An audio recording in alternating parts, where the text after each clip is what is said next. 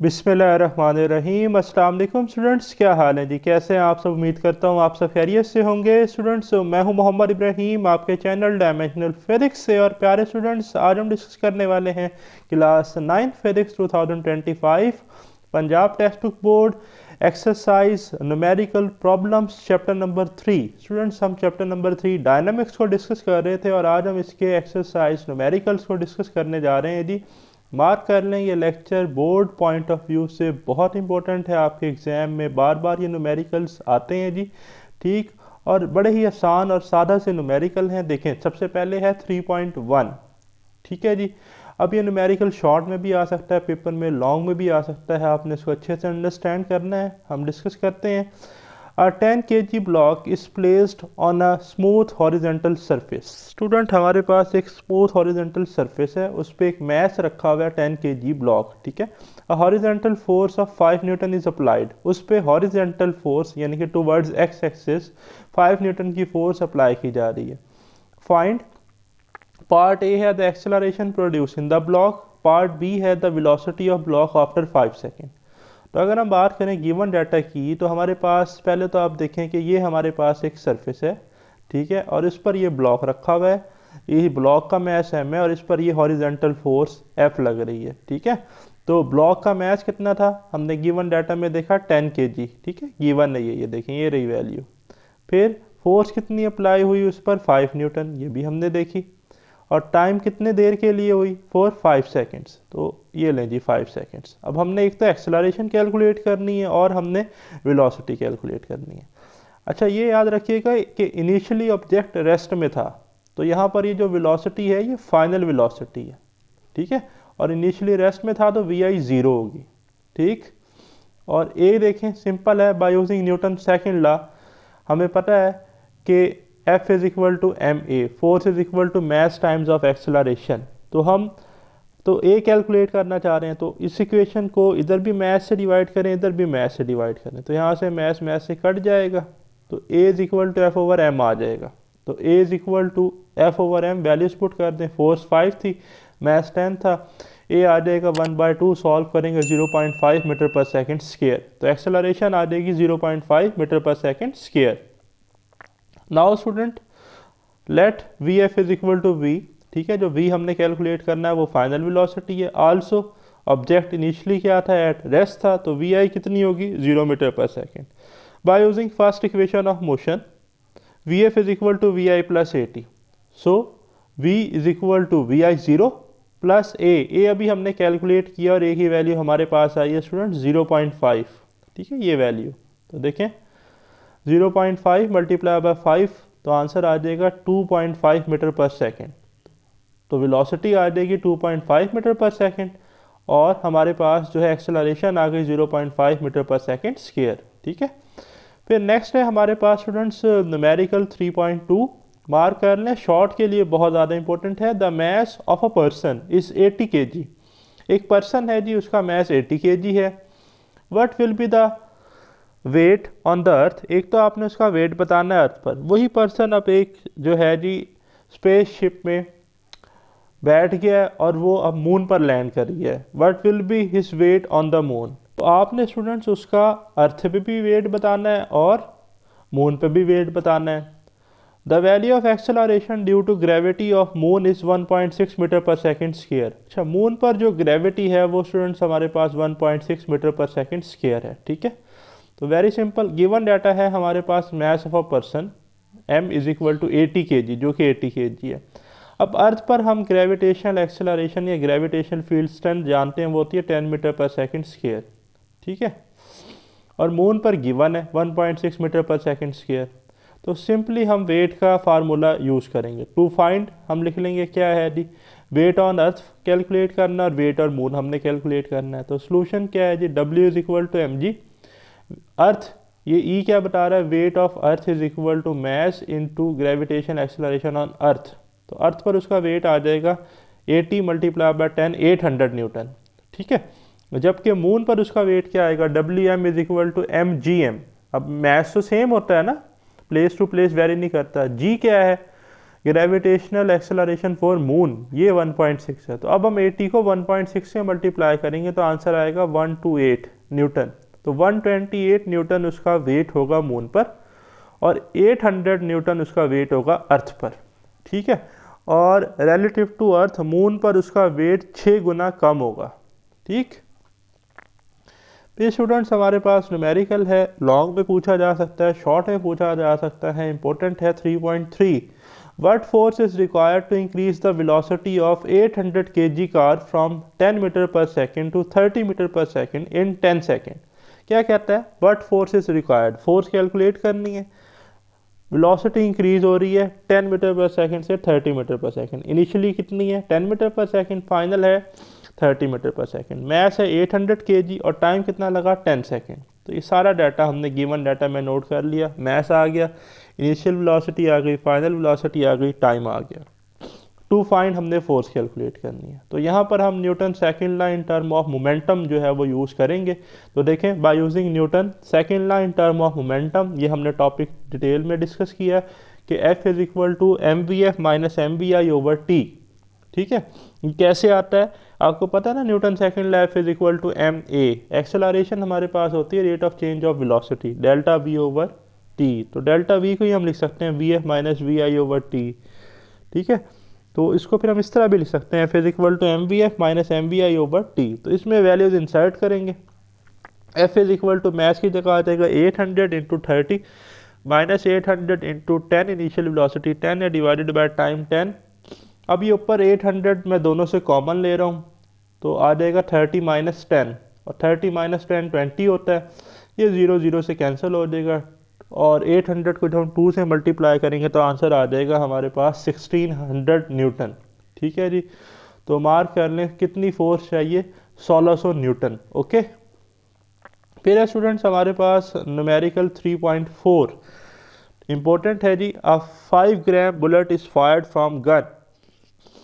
कितनी हमारे पास जो है जी बुलेट का मैस है? 5 ग्राम। पहली बात तो 5 ग्राम को हमने केजी में कन्वर्ट करना है, SI यूनिट में। ठीक है, the bullet moves with a velocity of 300 metre पर सेकेंड।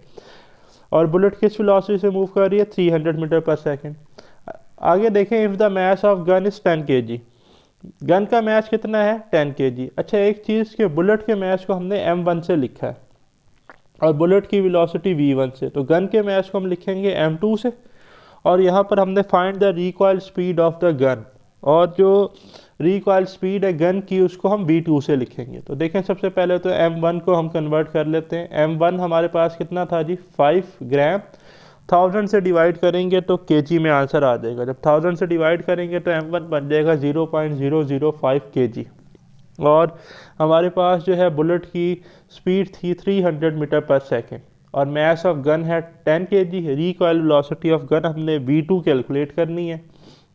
अब इनिशियली बिफोर फायरिंग गन और बुलेट दोनों रेस्ट पर हैं, तो इनिशियल मोमेंटम तो ज़ीरो होगा। ठीक है, इस डायग्राम को अगर आप देखें, ये हमारे पास गन है जिसका मैस m2 है और इसकी स्पीड v2 है। ठीक है, magnitude of velocity actually speed होती है हमारे पास। और बुलेट का मैस हमारे पास m1 है और वेलोसिटी क्या है? v1 है। ठीक है, अच्छा, अब आप एक चीज़ ऑब्जर्व करें कि बुलेट अगर फॉरवर्ड जा रही है तो गन बैकवर्ड रिकॉइल होगी by using Newton third law. Every action has a reaction which take place opposite and equal. ठीक है, यही हमने पढ़ा था ना। लेकिन इनिशियली अगर आप देखें तो ये बुलेट पहले कहाँ थी? इस गन में, फायर करने से पहले। ठीक, तो बुलेट भी रेस्ट में थी, गन भी रेस्ट में थी। तो इनिशियल मोमेंटम क्या था बिफोर फायरिंग? ज़ीरो, गन का भी बुलेट का भी। और आफ्टर क्या होगा? m1 v1 plus m2 v2। तो यहाँ पर हमने principal of conservation of momentum use करना है। तो देखें, initially both gun and the bullet at rest, also by law of conservation of momentum, या आप इसे principal of conservation of momentum भी कहते हैं। अब बिफोर फायरिंग गन किस में थी? रेस्ट में। गन की वेलोसिटी 0 थी और बुलेट की भी 0 थी, तो 0 प्लस 0। और आफ्टर फायरिंग अब हम लिख लेंगे कि हमारे पास जो बुलेट है उसका मोमेंटम, उसका मैस m1 था, स्पीड क्या थी? v1, तो आएगा m1 v1। मोमेंटम ये होता है ना, mass multiply by velocity, plus gun का आ जाएगा m2 v2। तो ये आपके पास इक्वेशन आ गई। अब यहाँ से m1 v1 को हम इधर ले जाएंगे तो ये हो जाएगा minus m1 v1 is equal to m2 v2। ठीक है, हमें चाहिए v2, तो हम इस m2 को इधर डिवाइड कर देंगे, तो v2 आ जाएगा minus m1v1 divided by m2। इसमें हमने वैल्यूज इंसर्ट करनी है। v2 is equal to minus as it is m1 की जगह आ जाएगा 0.005 मल्टीप्लाई बाय v1 हमारे पास था 300 डिवाइडेड बाय m2 जो कि 10 था।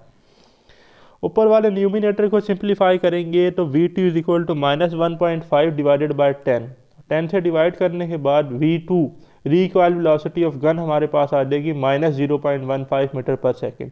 यहाँ पर माइनस साइन ये इंडिकेट कर रहा है कि गन फॉरवर्ड गई, जो बुलेट थी वो फॉरवर्ड गई है, तो गन जो है वो बैकवर्ड रिकॉइल करेगी। ठीक है, तो गन की रिकॉइल जो स्पीड है वो ओपोजिट होगी स्पीड ऑफ बुलेट के।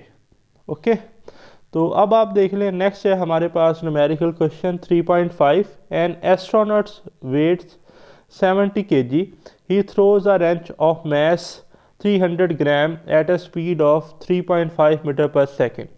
Determines the speed of the astronaut as he recoils away from the wrench, the distance covered by the astronaut in 30 minutes। पहली बात तो ये स्टूडेंट, ये एक एस्ट्रोनॉट है जी, ये स्पेस में खड़ा हुआ है। ठीक है, ड्राइंग्स जो हैं वो ज़रा मेरी थोड़ी सी बच्चों वाली होती हैं, तो आपने परेशान नहीं होना। ठीक है, इनको देखें, हंसें, एंजॉय करें और न्यूमेरिकल समझें। तो देखें, ये एक एस्ट्रोनॉट है जिसका मैस m1 है। ठीक है, और इसके पास एक रेंच था। इनिशियली एस्ट्रोनॉट और रेंच रेस्ट पे थे, फिर इस एस्ट्रोनॉट ने इस रेंच को थ्रो किया। जब इसने इसको थ्रो किया तो स्पेस में हमारे पास वैक्यूम कंडीशन है, पार्टिकल लेस कंडीशन है। तो इस पर्सन ने इस रेंच पर फोर्स लगाई, तो न्यूटन थर्ड लॉ के मुताबिक इस रेंच ने इस पर्सन पे फोर्स लगाई, तो रेंच आगे की तरफ गया, तो ये पर्सन बैकवर्ड मूव किया। एक तो आपने बताना है कि ये पर्सन एस्ट्रोनॉट किस स्पीड से, वेलोसिटी से बैकवर्ड मूव हुआ।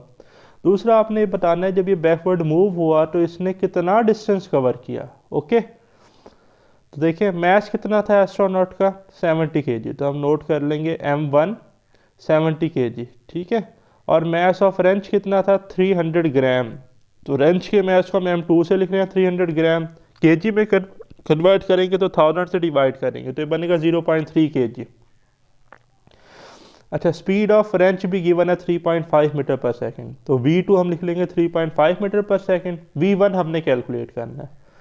अच्छा, फिर आप देखें पार्ट बी में टाइम भी गिवन है 30 मिनट्स, तो यहाँ मैंने लिख लिया t is equal to 30 minutes, और 1 मिनट में 60 सेकंड होते हैं, तो 30 मल्टीप्लाई बाय 60 सेकंड, तो ये बन जाएगा 1800 सेकंड्स। तो हमने एक तो v1 कैलकुलेट करना है। ठीक है, स्पीड ऑफ एस्ट्रोनॉट और distance covered by astronaut s हमने कैलकुलेट करना है। तो पहले v1 देखें, initially the wrench and the astronaut at rest, दोनों रेस्ट में थे। ठीक है, जैसे अब प्रॉब्लम हमने सॉल्व की, तो by law of conservation of momentum initial momentum क्या होगा, मूव ही नहीं कर रहे थे भाई, 0 + 0, और आफ्टर थ्रोइंग रेंच अब ये दोनों मूव करेंगे, तो अब मोमेंटम क्या होगा, एस्ट्रोनॉट का होगा इसके मैस को इसकी वेलोसिटी से मल्टीप्लाई करें m1 v1, तो देखें m1 v1, और रेंच के लिए होगा m2 v2, तो देखें प्लस m2 v2। तो अब हमने कैलकुलेट क्या करना है v1, तो देखें हम ये m2 v2 वाले फैक्टर को इधर ले जाएंगे, तो इधर जाकर हो जाएगा minus m2 v2 is equal to m1 v1। ठीक है, अब हमने कैलकुलेट करना है स्टूडेंट्स यहाँ से v1 को, तो हम इधर m1 से इसको डिवाइड करेंगे, तो v1 आ जाएगा minus m2 v2 divided by m1, value इसको पुट करेंगे, v1 is equal to minus 0.3 m2 की जगह आ जाएगा, मल्टीप्लाई v2 आ जाएगा 3.5 डिवाइडेड बाय m1 था जी 70, सिंप्लीफाई करेंगे अब फैक्टर को, तो आएगा माइनस 1.05 डिवाइडेड बाय 70।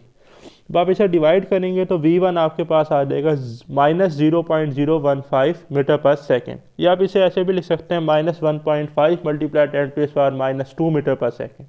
ओके, तो नेगेटिव ये बता रहा है कि रेंच की और एस्ट्रोनॉट की डायरेक्शन ऑपोजिट होगी। ठीक है, अगर रेंच फॉरवर्ड जा रहा है तो एस्ट्रोनॉट बैकवर्ड मूव करेगा।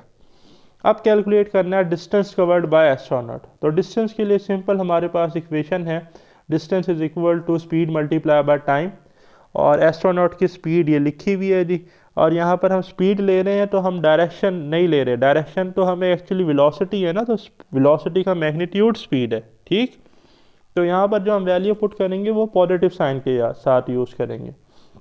क्योंकि यहाँ पर एंड में मैंने नोट लिखा है distance can never be negative, distance हमेशा पॉजिटिव होता है। तो S is equal to v1 multiply by T, S is equal to, हाँ जी क्या वैल्यू थी जी, एस्ट्रोनॉट की स्पीड 0.015, तो हम लिख लेंगे 0.015 मल्टीप्लाई बाय टाइम गिवन था, मैंने भी कैलकुलेट किया था 1800 सेकेंड। वो 1800 को आप मल्टीप्लाई कर देंगे 0.015 से, तो आंसर आ जाएगा 27 मीटर। ठीक है, इसकी प्रैक्टिस कीजिएगा एक दफ़ा हाथ से। फिर नेक्स्ट है जी, नॉर्मली इस तरह के न्यूमेरिकल कम पेपर में आते हैं बट बड़ा ही इंपॉर्टेंट है और इसमें बहुत सी चीज़ें छुपी हुई हैं। ठीक है, मज़े का न्यूमेरिकल है। 3.6 6.5 multiply 10 to the power 3 kg bogie of a goods train is moving with a velocity of 0.8 metre पर सेकेंड। एक ट्रेन है जिसकी बुगी का मैस गिवन है और उसकी वेलोसिटी गिवन है। Another bogie of mass 9.2 multiply 10 to the power 3 kg coming from behind with a velocity of 1.2 metre पर सेकेंड। अच्छा, एक चीज़ बड़ी इंपॉर्टेंट, दो बुगीज हैं, उनके मैस और उनकी वेलोसिटीज गिवन है, लेकिन आप देखें फर्स्ट की वेलोसिटी कम है और सेकंड की वेलोसिटी ज़्यादा है, तो सेकंड वाली चेज करना चाह रही है फर्स्ट वाले को। तो एक वक्त ऐसा आएगा कि सेकंड वाली फर्स्ट वाली से टकरा जाएगी क्योंकि सेकंड वाली ज़्यादा तेज़ी से मूव कर रही है। ठीक है, तो आगे उसने यही लिखा है, collides with the first one and couples to it, couples to it अब दोनों मिल जाएंगी। Find the common velocity of the two bogies after they become coupled. Coupled कहते हैं मर्ज हो जाना, इकट्ठा हो जाना, तो हमने कॉमन वेलोसिटी कैलकुलेट करनी है। तो आफ्टर कोलिजन जो वेलोसिटी होगी ना बुगीज की वो बराबर होगी। ठीक, सबसे पहले गिवन डाटा देखें, m1 मैस ऑफ फर्स्ट बुगी कितना था, 6.5 multiply 10 to the power 3 kg और उसकी स्पीड थी v1 0.8 मीटर पर सेकेंड। ठीक है, ये डाटा। सिमिलरली ये डाटा सेकंड के लिए लिख लेंगे, m2 is equal to 9.2 multiply 10 to the power 3 kg, v2 हमारे पास आ जाएगा 1.2 मीटर पर सेकेंड। अब हमने कॉमन वेलोसिटी कैलकुलेट करनी है आफ्टर कोलिजन, तो v1 प्राइम और v2 प्राइम बराबर हैं, तो मैं लिख लेता हूँ लेट के ये v के इक्वल है। अब इनिशियली ऐसा नहीं है कि पिछले प्रीवियस न्यूमेरिकल में जैसा हमने डिस्कस किया कि बुलेट और गन रेस्ट में थे, एस्ट्रोनॉट और रेंच रेस्ट में थे, यहाँ तो उसने शुरू में ही बताया कि बुगीज मूव कर रही हैं। तो अब इनिशियल मोमेंटम भी है और फाइनल मोमेंटम भी है। तो देखें, by principle of conservation of momentum, total momentum of a system before collision is equal to the total momentum of system after collision। ठीक है, तो m1 v1 plus m2 v2, यानी कि momentum of first bogie before collision, momentum of second bogie before collision is equal to the m1 v1 prime plus m2 v2 prime, momentum of first bogie after collision plus momentum of second bogie after collision. ठीक है, और ये couple हो गए हैं, तो v1 prime और v2 prime बराबर है। तो नीचे देखें मैंने दोबारा लिख दिया कि v1 prime is equal to v2 prime is equal to v, तो v1 प्राइम और v2 प्राइम की जगह मैं v पुट कर दूंगा। तो देखें m1 v1 as it is plus m2 v2 as it is, यहाँ से जी मैंने v1 प्राइम की जगह भी v पुट कर दिया, v2 प्राइम भी v, तो v कॉमन आ जाएगा दोनों से, तो आ जाएगा m1 plus m2 into v। ठीक है, हमें ये v चाहिए, तो ये जो फैक्टर है ना m1 प्लस m2, उससे हम इधर डिवाइड कर देंगे, तो ये बन जाएगा m1 v1 plus m2 v2 divided by m1 plus m2 is equal to v। इस इक्वेशन में आप वैल्यूज इंसर्ट करेंगे तो आंसर आ जाएगा। तो देखें v is equal to 6.5 multiply 10 to the power 3, ये m1 की वैल्यू है, इंटू 0.8 ये v1 है, प्लस m2 की वैल्यू आ जाएगी 9.2 multiply 10 to the power 3, v2 की वैल्यू आ जाएगी 1.2 divided by m1 plus m2 की वैल्यू आ जाएगी जो कि है 6.5 multiply 10 to the power 3 plus 9.2 multiply 10 to the power 3। Simplify कर लेंगे जी, v इज इक्वल टू 5.2, जब आप 6.5 को मल्टीप्लाई करेंगे ना 0.8 से, तो आंसर आएगा 5.2 मल्टीप्लाई 10 टू द पावर 3। इसी तरह 9.2 को जब आप मल्टीप्लाई करेंगे 1.2 से, तो आंसर आ जाएगा 11.04 multiply 10 to the power 3 divided by ये फैक्टर एज इट इज़ लिखे हुए हैं। अब ये जो ऊपर वाले फैक्टर हैं इनमें 10 to the power 3 10 to the power 3 common है। ठीक है, और ये ऐड हो रहे हैं, तो लाइक्स पावर्स जो हैं वो ऐड होती हैं एक्सपोनेंट्स की, तो ये 10 टू द पावर 3 और 10 टू द पावर 3 मैंने कॉमन ले लिया, और ये जो वैल्यूज़ थी आपस में ऐड हो जाएंगी, 5.2 प्लस 11.04, 5.2 प्लस 11.04। सिमिलरली डिनोमिनेटर से भी मैंने 10 टू द पावर 3 कॉमन ले लिया, तो ये बन जाएगा 6.5 प्लस 9.2। अब ये जब हम ऐड कर लेंगे तो 5.2 प्लस 11.04 बनेगा 16.24, और 6.5 प्लस 9.2 बन जाएगा 15.7। 10⁻³ 10⁻³ से कैंसिल हो जाएगा और इसे डिवाइड करेंगे तो आंसर आएगा 1.03 मीटर पर सेकंड। तो उनकी कपल स्पीड या कपल वेलोसिटी कितनी होगी? 1.03 metre per second.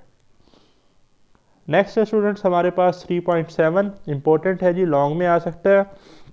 A cyclist weighing 55 kg rides a bicycle of mass 5 kg।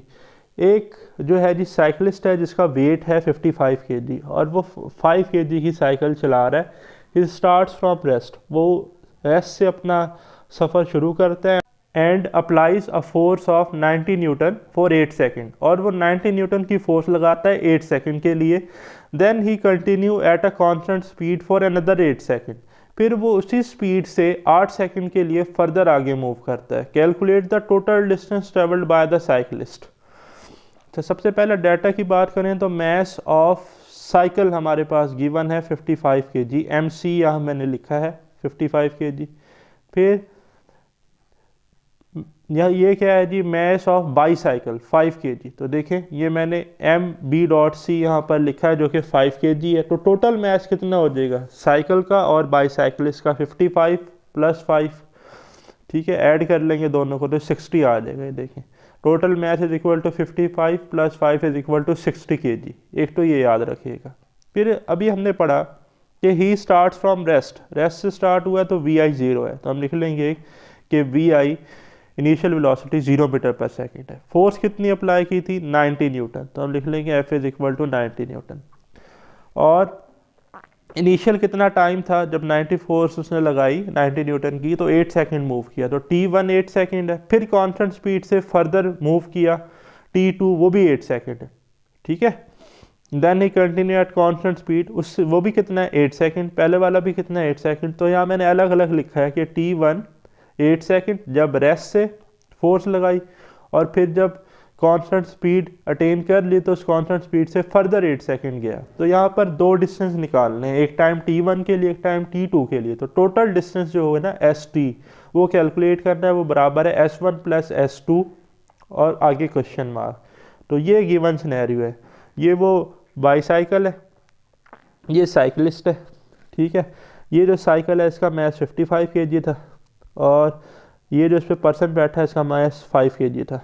Total कितना हो गया था फिर? 60 kg। इनिशियली रेस्ट पे था तो VI हमारे पास क्या था भाई? 0 था, ठीक है, ये मैंने नीचे मेंशन कर दिया। फिर इसने कितनी फोर्स लगाई? 90 न्यूटन की, और ये जब मूव हुआ तो इसने 8 सेकेंड तक डिस्टेंस कवर किया S1। फिर इसकी जो फाइनल वेलोसिटी थी वो इसने अटेन की जो कि कांस्टेंट थी। फिर ये मज़ीद 8 सेकेंड के लिए इसने डिस्टेंस कवर किया। तो पहला डिस्टेंस रेस्ट से VF तक S1, दूसरा VF से 8 सेकेंड तक S2। तो हमने टोटल डिस्टेंस कैलकुलेट करना है ST। तो वेरी सिंपल, सबसे पहले तो हम देखेंगे कि साइकिलिस्ट की एक्सेलरेशन कितनी है। तो by using Newton second law of motion F is equal to M में, और A को हम लिख सकते हैं F ओवर M, मैस से डिवाइड कर दें फोर्स को, ठीक है। A is equal to F over M, force थी 90, मैस था 60, तो डिवाइड करेंगे तो एक्सेलरेशन आ जाएगी 1.5 मीटर पर सेकेंड स्क्वायर। तो यहाँ से स्टूडेंट हम डिस्टेंस नंबर 1 इजीली कैलकुलेट कर लेंगे by using second equation of motion. We know that S is equal to VIT plus 1/2 AT square. अब फर्स्ट डिस्टेंस है तो मैंने लिखा है S1 VIT1 plus 1/2 AT1 square. S1 तो एज इट इज रहेगा, VI 0 था तो 0 मल्टीप्लाई बाय T1 आ जाएगा, T1 8 है तो 0 मल्टीप्लाई बाय 8 प्लस 1/2 A हमने अभी कैलकुलेट किया 1.5, T की जगह आ जाएगा T1 की जगह 8 का स्क्वायर। तो 0 मल्टीप्लाई बाय 8 तो भाई 0 ही रहेगा। ये जो पूरा फैक्टर है 1/2 multiply by 1.5 multiply by 8 square, इस सारे को हम सिंप्लीफाई करेंगे तो आंसर आएगा 48। तो 0 प्लस 48 बन जाएगा 48 मीटर। तो पहला फासला जो उसने यहाँ से लेकर यहाँ तक कवर किया वो कितना है? 48 मीटर। अब हमने कैलकुलेट करना है दूसरा डिस्टेंस जो कि क्या है? S2। S2 निकालने के लिए हमें ये VF वैल्यू पहले कैलकुलेट करना पड़ेगी कि भाई किस कांस्टेंट वेलोसिटी से मूव कर रहा है। VI तो 0 थी जब रुका हुआ था, तो VF कितनी है? तो फर्स्ट इक्वेशन हम यूज करेंगे by using first equation of motion. VF is equal to VI plus AT। So v F is equal to we i 0 था प्लस ए टी। तो ए कितना था 1.5 और टी कितना था 8, तो हमारे पास आ जाएगा 12 मीटर पर सेकेंड। तो यहाँ से स्टूडेंट्स हम जो है वो सेकेंड डिस्टेंस कैलकुलेट करेंगे। So S2 is equal to V F multiply by T2। तो वी एफ कितना आया फाइनल वेलोसिटी 12 मीटर पर सेकेंड, और T2 दोबारा उसने टाइम लगाया कांस्टेंट स्पीड से मूव करने के लिए, वो 8 सेकेंड था। तो 12 मल्टीप्लाई बाय 8 आ जाएगा 96 मीटर। तो फर्स्ट डिस्टेंस हमारे पास आया 48 मीटर और सेकेंड डिस्टेंस आया 96 मीटर। तो टोटल डिस्टेंस बन जाएगा S T is equal to S1 plus S2 which is equal to 48 plus 96। Add कर लेंगे तो टोटल डिस्टेंस हमारे पास आ जाएगा 144 मीटर। ठीक है जी, मार्क कर लें। फिर नेक्स्ट स्टूडेंट्स हमारे पास numerical 3.8, a ball of mass 0.4 kg is dropped on the floor from a height of 1.8 metre. Mark कर लें। सबसे पहले तो इस चैप्टर का सबसे इंपॉर्टेंट न्यूमेरिकल स्टूडेंट्स ये है, थोड़ा सा ट्रिकी है बट मैंने इसको बड़ा ही आसान वे में जो है जी वो यहाँ पर एक्सप्लेन किया है, तो आपने इसको तवज्जो के साथ सुनना है। ठीक है, एक बॉल है, इसका मैच कितना है 0.4 kg, जिसको हम ड्रॉप कर रहे हैं फ्लोर से from a height of 1.8 metre. The ball rebound straights upward to a height of 0.8 metre. Floor से टकराने के बाद वो बॉल अपवर्ड जाती है और पहले हाइट थी 1.8 जहाँ से रिलीज किया, फ्रीली फॉल किया, बट अब वो उसने कितनी हाइट अटेन की 0.8 metre. What is the magnitude and the direction of impulse applied to ball by the floor. भाई पहली बात तो ये है कि जब बॉल टकराएगी फ्लोर से तो फ्लोर इस बॉल पे, पहले तो बॉल फ्लोर पे फोर्स एक्सर्ट करेगी, फिर वो फ्लोर इस बॉल पे फोर्स एक्सर्ट करेगा जो कि अपवर्ड जा रही है, बॉल तो अपवर्ड होगी। अब वो यही पूछ रहा है, डायरेक्शन तो हमें पता चल रही है कि अपवर्ड है, लेकिन वो ये पूछ रहा है कि बताएं इम्पल्स कितना होगा। ठीक, तो सबसे पहले तो गिवन डाटा देखें। मैस गिवन है 0.4 kg, इनिशियल हाइट गिवन है 1.8 मीटर, H1 से लिखा है, H1 is equal to 1.8 metre, और जब बॉल स्ट्राइक की तो आफ्टर जो उसकी हाइट बनी H2 वो कितनी है 0.8 मीटर। अब टू फाइंड क्या है इम्पल्स। इम्पल्स को याद रखिएगा आई से इम्पल्स, ठीक है, आई से हम लिखते हैं। हमारी 9th की न्यू बुक में नहीं बताया गया, लेकिन उसने ये ज़रूर बताया कि F क्रॉस T का जो प्रोडक्ट है वो इम्पल्स है। तो आप आई ना लिखें, आप लिखें F क्रॉस T हमने कैलकुलेट करना है। अब मसला एक ही आ रहा है, ना हमारे पास F है ना T है, तो ये सॉल्व कैसे होगा। भाई मुश्किल नहीं है, इंतहाई आसान है। ठीक, तो सबसे पहले तो आप देख लें गिवन सिनेरियो कि यहाँ पर हो क्या रहा है। ये वो बॉल है जिसका मैस M है, इसको हमने रिलीज़ किया, ठीक है, फ्रीली फॉल किया, इनिशियली वेलोसिटी 0 थी, ये डाउनवर्ड गई और ये वो फ्लोर है, फ्लोर से जाकर टकराई। जब हमने यहाँ से इसको रिलीज़ किया तो तब हाइट H1 थी। जब ये इस ग्राउंड से टकरा कर ऊपर गई तो अब ये 1.8 तक नहीं गई, ये 0.8 तक हाइट इसने जो है वो अटेन की। ठीक, और ग्राउंड ने इस पर अपवर्ड फोर्स लगाई है, आप डायरेक्शन देख रहे हैं इम्पल्स की अपवर्ड F क्रॉस T। हमने यही फैक्टर कैलकुलेट करना है F क्रॉस T का। तो इधर देखें, by definition of impulse we have F cross T is equal to MVF minus MVI। हम जानते हैं ना कि इम्पल्स जो है वो चेंज इन मोमेंटम के बराबर होता है। So impulse is equal to MVF minus VI। ठीक है, अब आप एक चीज़ देखें, मैस गिवन है, इम्पल्स का ये भी तो फार्मूला है ना कि MVF माइनस VI, बट हमें VF और VI नहीं पता। तो हमारा पहला टास्क VF और VI को कैलकुलेट करना है। फिर इसी वैल्यू में जिसको मैंने इक्वेशन 1 का है, इसमें वैल्यूज पुट करके हम अपना फाइनल आंसर कैलकुलेट कर लेंगे। अब आपने यहाँ के केसेस समझने हैं। तो देखें, केस 1 मैंने लिखा है कि बॉल को जब हमने फ्रीली फॉल किया तो इनिशियल वेलोसिटी VI क्या थी 0।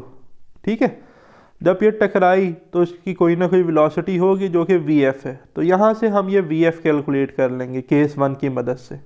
सेकंड, जब ये इससे टकराई, ठीक है, टकराने के बाद फ्लोर ने इस पे फोर्स लगाई तो ये अपवर्ड गई। जब अपवर्ड गई तो ऊपर जाकर रुकेगी ना। तो सेकंड केस में फाइनल वेलोसिटी 0 है और इनिशियल वेलोसिटी हमने कैलकुलेट करनी है। तो फर्स्ट केस से हम VF कैलकुलेट करेंगे, सेकंड केस से हम VI कैलकुलेट करेंगे। ठीक, तो देखें, first of all we will calculate the value of VF and VI। ठीक है, तो यहाँ देखें, by third equation of motion. Third equation of motion क्या है जी, 2AS is equal to VF square minus VI square. अब ये मैं केस 1 के लिए अप्लाई कर रहा हूँ। ठीक, तो केस 1 में VI क्या है 0, एक इसके बराबर है जी के जो कि 10 मीटर पर सेकंड स्क्वायर है, और एस हमारा h1 है। डायग्राम से आप देख रहे हैं कि ये जो डिस्टेंस है ये h1 है। ठीक, तो अब कैसे बनेगी इक्वेशन, देखें 2 एज इट इज ए की जगह जी आ जाएगा, एस की जगह h1 is equal to V F square, V I zero था तो माइनस जीरो स्क्र, और स्क्वायर रूट ले लेंगे तो वी एफ आ जाएगा अंडर रूट 2gh1। इसमें वैल्यूज पुट कर दें, v F is equal to under root 2 multiply by g की जगह 10 मल्टीप्लाई बाय 1.8, सिंप्लीफाई करेंगे तो वी एफ आ जाएगा 6 मीटर पर second. Also by third equation of motion, अब बात हो रही है केस 2 की, 2s is equal to V F square minus we I square. अब जब ये बॉल इस ग्राउंड से टकराई और टकरा कर ऊपर गई तो अब कोई ना कोई इनिशियल वेलोसिटी है, बट ऊपर जाकर रुकी तो फाइनल वेलोसिटी जीरो है। तो देखें ये V F is equal to zero, A is equal to G which is equal to 10 metre पर सेकेंड स्क्वायर, और एस कितना है h2। तो इक्वेशन बनेगी 2gh2 is equal to V F zero का स्क्वायर तो वो जीरो ही होगा, minus we I square, square root apply करेंगे और ये माइनस इधर चला जाएगा।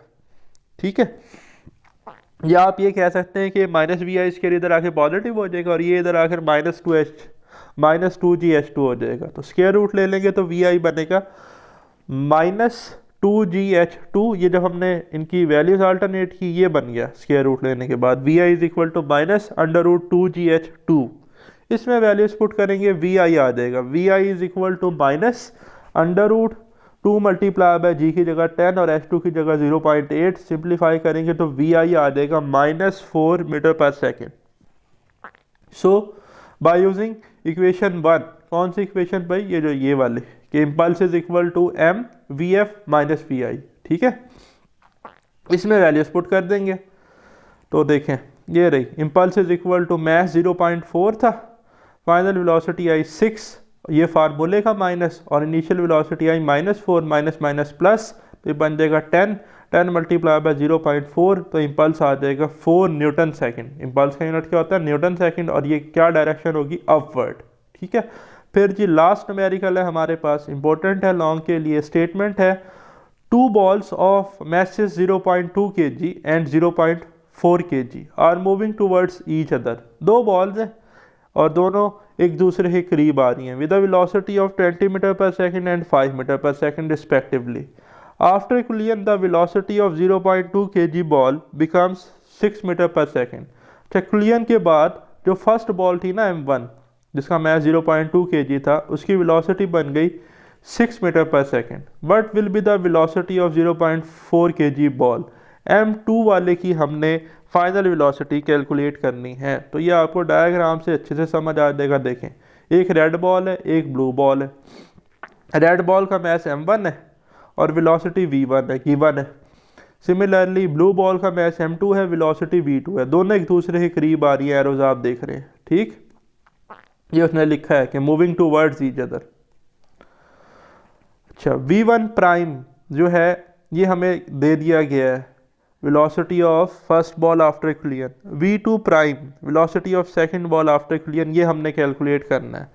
तो अब बात कर लें कि m1 का मैथ कितना था 0.2 kg और m2 का मैथ कितना था 0.4 kg। ये सारा डाटा गिवन है, देखिए 0.2 0.4। ठीक है, फिर पहले की स्पीड कितनी थी 20 मीटर पर सेकेंड, दूसरे की स्पीड कितनी है 5 मीटर पर सेकेंड, बट माइनस क्यों लगाया भाई, यहाँ देखें ज़रा न्यूमेरिकल की स्टेटमेंट में कि are moving towards each other with velocities of 2 metre पर सेकेंड एंड 5 मीटर पर second. Moving towards each other है ना, तो देखें अगर मैं पहली वाली जो बॉल है उसकी वेलोसिटी पॉजिटिव ले रहा हूँ, या आपने रेक्टेंगुलर कोऑर्डिनेट सिस्टम देखे हैं कि ये पॉजिटिव एक्स एक्सिस है, अगर हम राइट की तरफ जाएं रीजन से, नेगेटिव की तरफ जाएंगे तो माइनस एक्स एक्सिस है। तो आप देखें ये एरो m1 का जो इसकी डायरेक्शन है v1 वो टूवर्ड्स राइट है, तो इसकी velocity positive metre per second में मैंने ली है, जबकि m2 की वेलोसिटी v2 जो है वो नेगेटिव एक्स एक्सिस की तरफ है, तो हमने v2 -5 मीटर पर सेकंड लिया है। ठीक है, और फिर यहाँ देखें कि after collision the velocity of 0.2 kg ball 6 metre per second, तो v1 prime 6 metre per second है। तो देखें v1 prime 6 metre per second, v2 prime हमने कैलकुलेट करना है, तो सिंपली हम क्या लगाएंगे, conservation of momentum. By principle of conservation of momentum, we have m1v1 plus m2v2 is equal to m1v1 prime plus m2v2 prime। Values को put करेंगे, m1 की जगह आ जाएगा 0.2, v1 आ जाएगा 20 प्लस m2 आ जाएगा 0.4, v2 आ जाएगा -5 इज इक्वल टू m1 आ जाएगा अगेन 0.2, v1 प्राइम आ जाएगा 6 प्लस m2 आ जाएगा 0.4, v2 prime as it is लिखेंगे। सिंप्लीफाई करेंगे तो ये बनेगा 4 - 2 is equal to 1.2 plus 0.4 v2 prime. 4 - 2 2 आ जाएगा सिंपली, तो ये बन जाएगा 2 is equal to 1.2 plus 0.4 into v two prime, और ये 1.2 इधर जाकर माइनस हो जाएगा तो ये बनेगा 2 - 1.2 is equal to 0.4 v two prime. 2 - 1.2 answer आ जाएगा 0.8 is equal to 0.4 v two prime. 0.4 से इधर डिवाइड कर देंगे तो वी2 प्राइम आ जाएगा 0.8 डिवाइडेड बाय 0.4, और जब आप इसे डिवाइड करेंगे तो आंसर आएगा 2 मीटर पर सेकेंड। तो v2 प्राइम हमारे पास आ जाएगा जी 2 मीटर पर सेकेंड। तो ये था स्टूडेंट्स हमारा आज का वीडियो लेक्चर। अगर लेक्चर पसंद आया तो बेल आइकन को लाजमी प्रेस कीजिएगा, अपने दोस्तों के साथ शेयर कीजिएगा। मुझे दे इजाज़त, अल्लाह हाफिज़।